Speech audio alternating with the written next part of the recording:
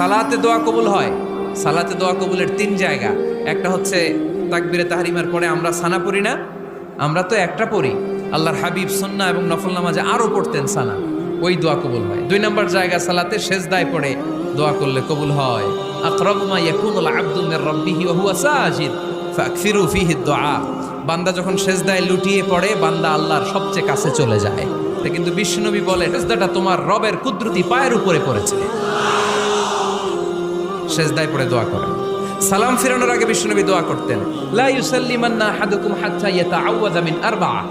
আল্লাহর হাবিব বললেন, চার জিনিস থেকে পানাহ না আছে আমার কোন উম্মত যেন সালাম না ফিরায়। তারা যেন পড়ে, আল্লাহুম্মা ইন্নী আউযু বিকা মিন আযাবিল কবর, আউযু বিকা মিন আযাবি জাহান্নাম, আউযু বিকা মিন ফিতনাতিল মাহইয়া ওয়াল মামাত, আউযু বিকা মিন ফিতনাতিল মাসিহিদ দাজ্জাল।